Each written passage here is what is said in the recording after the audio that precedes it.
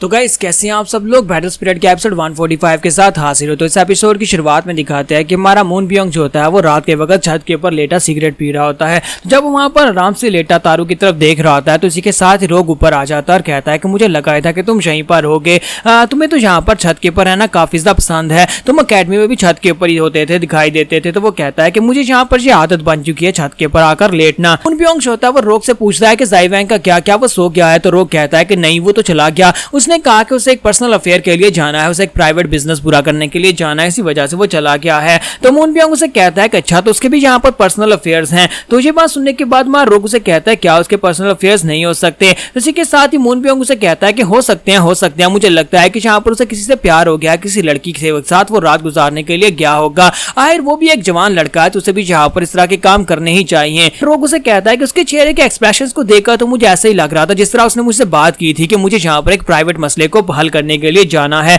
इसी वजह से मैं थोड़ी देर के लिए जा रहा हूँ। और वो चला गया। तो ये बात सुनने के बाद मून बियोंग उसे कहता है कि मुझे इस बात से काफी ज्यादा जेलसी होती है, काश मेरे भी यहाँ पर कोई प्राइवेट मसले होते। तुम्हारा रोग उसे कहता है कि तुम्हें तो यहाँ पर इसकी जेलसी हो रही है, लेकिन मेरे पास तो यहाँ पर सारी जिंदगी कोई प्राइवेट मसला था ही नहीं। पहले मुझे ये पता चला कि मैं एक इंसान ही नहीं हूँ। पहले सारी जिंदगी मैं यहाँ पर इस बात से जूझता रहा कि मेरे बाप को गद्दार कहते रहे, और उसके बाद मैं सारी जिंदगी यहाँ पर ट्रबल में फंसा रहा, अपनी बैटल स्पिरिट को काबू करने में लगा रहा, और उसके बाद अब यहाँ पर टेस्टर बनाकर इस जगह के ऊपर भेज दिया गया हूँ। फिर मैं यहाँ पर देखूं तो मुझे अपनी सारी जिंदगी यहाँ पर प्राइवेट मसलों के लिए बिल्कुल वक्त ही नहीं मिला। मुझे यहाँ पर वक्त ही नहीं मिला कि मैं अपने प्राइवेट मसले बना सकूं। मून बियोंग से कहता है कि लेकिन मुझे लगता है कि यहाँ पर तुम एक गार्ड बनने वाले और तुम्हें यहाँ पर प्राइवेट मैटर्स रखने भी नहीं चाहिए, क्योंकि प्राइवेट मैटर रखने के लिए यहाँ पर फीलिंग्स होनी चाहिए, और एक गार्ड बनने के साथ ही तुम्हारी सारी की सारी फीलिंग्स चली जाएंगी। तुम्हारा रोग उसे कहता है कि हाँ, ये बात तो ठीक है, जैसे जैसे मैं यहाँ पर अपने गार्ड हेड को एक्टिवेट कर रहा हूँ मेरी सारी की सारी पर्सनल फीलिंग्स जो है वो खत्म होती जा रही हैं। इसके साथ ही हमारा मून बियोंग उसे कहता है कि जब तुम अपने गार्ड हेड को अवेकन कर लोगे तो मेरी और ज़ाइवैंग की तरह तो जिस चीज को सबसे पहले तुम छोड़ने वाले हो वो इंसानी इमोशंस होने वाले हैं,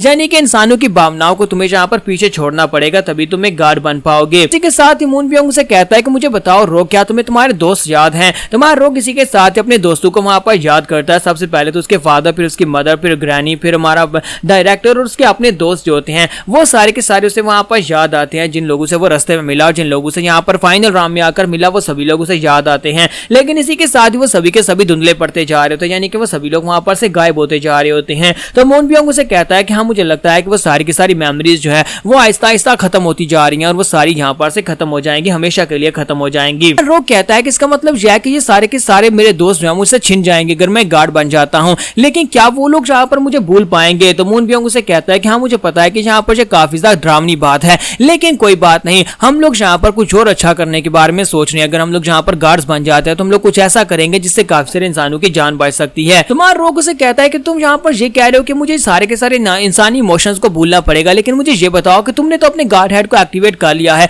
क्या तुम भी यहाँ पर सभी लोगों को भूल चुके हो, तुम्हारी पास्ट लाइफ को भूल चुके हो, क्या तुम सब कुछ भूल गए? तो इसी के साथ ही मून बियोंग उसे कहता है कि मेरे लिए यहाँ पर सारी बातों को भूलना बहुत ज्यादा मुश्किल है, हालांकि यहाँ पर ऐसा समझ लो कि मैं उन सभी बातों को याद रखना चाहता हूँ, मैं यहाँ पर उन सभी को भूल ही नहीं सकता। तुम्हारा रोग कहता है कि तुम यहाँ पर किसकी बात कर रहे हो, क्या यहाँ पर कोई इंसान है? तो वो उसे कहता है कि हाँ, यहाँ पर एक इंसान है, एक नहीं बल्कि दो इंसान थे, मेरी जिंदगी में दो इंसान थे जिनको मैं कभी नहीं भूल सकता। और मैं यहाँ पर आज इस मुकाम पर बैठा हूँ, आज मैं यहाँ पर छत के ऊपर बैठा हूँ तो ये भी किसी की वजह से है, और अगर मैं यहाँ पर अभी तक जिंदा हूँ तो ये भी किसी की वजह से है। और इसी के साथ ही मून बियोंग जो होता है वो बैक फ्लैश में चला जाता है। जब वो छत के ऊपर लेटा होता है तो यहीं पर से वो जब 15 साल का था उस वक्त वो घास के ऊपर लेटा होता है और आसमान की तरफ देख रहा होता है, जब किसी के साथ एक लड़की वहां पर आती है और उसे कहती है कि तुम फिर से यहाँ पर सेक्टर की ट्रेनिंग को स्किप करके भागकर यहाँ पर आ गए हो। अच्छी तरह से पता है कि आज यहाँ पर तुम्हें क्लीनिंग की ड्यूटी दी गई थी और तुम अपनी क्लीनिंग की ड्यूटी भी नहीं करते। तुम कहते हो कि यहाँ पर मैं क्लीनिंग की ड्यूटी क्यों करूंगा, क्लीनिंग की ड्यूटी कर कौन सा यहाँ पर मैं कोई मार्शल आर्टिस्ट बन जाऊंगा? क्या तुम यहाँ पर इस बार में भूल गए हो कि आज कौन सा दिन है?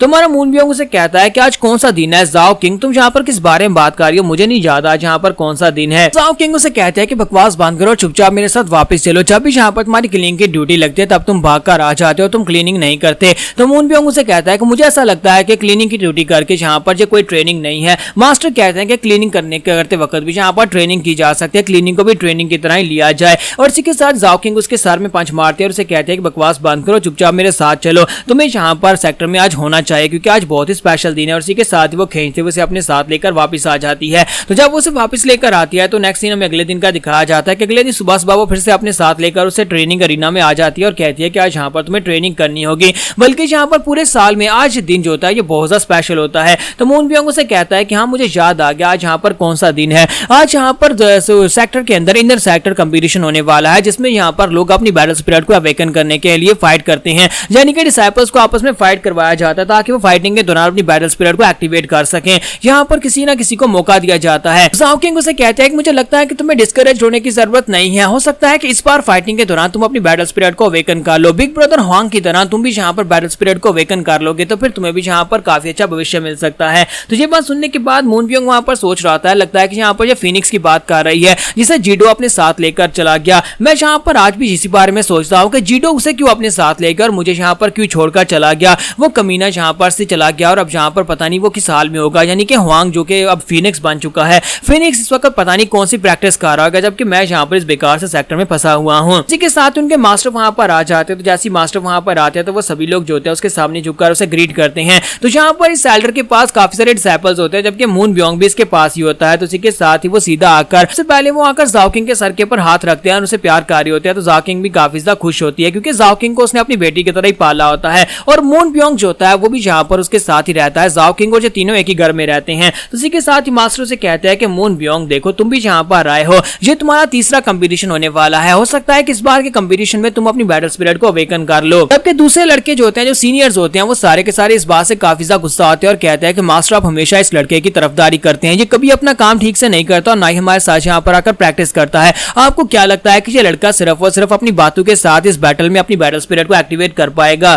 उन सभी की बात सुनने के बाद अपना चेहरा दूसरी तरफ घुमा लेता है, जबकि उनमें से एक लड़का कहता है कि तुम सभी लोग यहाँ पर इस बारे में क्या सोचते हो? मुझे तो लगता है कि ये ज़ाओ किंग जो है ये इस लड़के से पहले यहाँ पर अपनी बैटल स्पिरिट को अवेकन कर लेगी, क्योंकि ये बिल्कुल बेकार है और लगता है कि एंड के ऊपर सिर्फ और सिर्फ कचरा बनकर इस सेक्टर से निकाल दिया जाएगा। तुम्हारे मून बियोंग का मास्टर जो होता है उन सभी सीनियर्स की बातें सुनने के बाद अब वहां पर सोच रहा था कि मैं क्या करूं, सभी लोग यहाँ पर इसके खिलाफ होते जा रहे हैं और इसी के साथ ही वो आगे बढ़ते हैं और मून बियोंग से कहता है कि मून बियोंग आज की पहली बैटल तुम करोगे, यानी कि दूसरे डिसाइपल्स के साथ आज पहली फाइट जो होगी वो तुम्हारी होने वाली है और उस फाइट में उम्मीद करता हूँ कि इस बार तुम अपनी बैटल स्पिरिट को अवेकन कर पाओ। और यहीं पर फोर्थ एल्डर भी निकल कर आ जाते हैं। हमारे मून बियोंग का जो एल्डर होता है वो थर्ड एल्डर होता है, जबकि दूसरी तरफ से फोर्थ एल्डर निकल कर आता है और अपने डिसाइपल्स को वहां पर लेकर आया होता है। तो यहाँ पर एक इनर सेक्टर डिसाइपल्स जो एल्डर्स है वो अपने डिसाइपल्स की फाइट करवाने वाले हैं। तो वो एल्डर कहता है कि मेरे डिसाइपल की फाइट तुम यहाँ पर इस बेकार लड़के से करवाना चाहते हो, चलो हमें तो इस बात से कोई फर्क नहीं पड़ता, लेकिन हम लोग इस फाइट में जीत जाएंगे। मून बियोंग के मास्टर को भी फोर्थ एल्डर बिल्कुल पसंद नहीं होता, तो वो गुस्से के साथ मून बियोंग से कहता है कि मून बियोंग क्या तुम फाइट करना चाहोगे? तो वो कहता हाँ क्यों नहीं मास्टर, इनके साथ तो मैं जिस टाइम भी कहो उस वक्त भी फाइट करने को तैयार हो जाऊंगा। और इसी के साथ ही मून बियोंग को वहां पर बिल्कुल तैयार कर दिया जाता है और सभी डिसाइपल्स में से पहली फाइट जो होती है मून बियोंग की होने वाली है। तो मास्टर से कहता है कि उम्मीद करता है कि आज तुम यहाँ पर अपनी बैटल स्पिरिट को जरूर अवेकन कर लोगे। हालांकि आज यहाँ पर मून बियोंग की बारी नहीं होती, यहाँ पर सेक्टर के रूल्स के मुताबिक एक लड़का हर बार यहाँ पर चैलेंज नहीं कर सकता। इसी वजह से हमारी जो ज़ाओ किंग होती है वो सोच रही होती है कि ग्रेट मास्टर यहाँ पर आकर हमारे मास्टर को फिर से यहाँ पर कि हमारे मास्टर जो है वो मून बियोंग के ऊपर कुछ ज्यादा ध्यान देते हैं, जिसकी वजह से ये सेक्टर के रूल्स के खिलाफ और बाकी के सभी डिसाइपल्स को मौका नहीं मिल पाता। हम लोग यहाँ पर मून बियोंग की स्टोरी सुन रहे हैं कि बचपन में उसने यहाँ पर अपनी पावर्स को किस तरह से अवेकन किया था। तो नेक्स्ट एपिसोड में देख पाएंगे क्या हमारा मून बियोंग यहीं पर अपनी बैटल स्पिरिट को अवेकन करेगा या फिर आगे जाकर अपनी बैटल स्पिरिट को अवेकन करेगा और उसके पास की ऐसी कौन सी दर्दनाक मेमोरीज है जो उसे अभी तक याद है।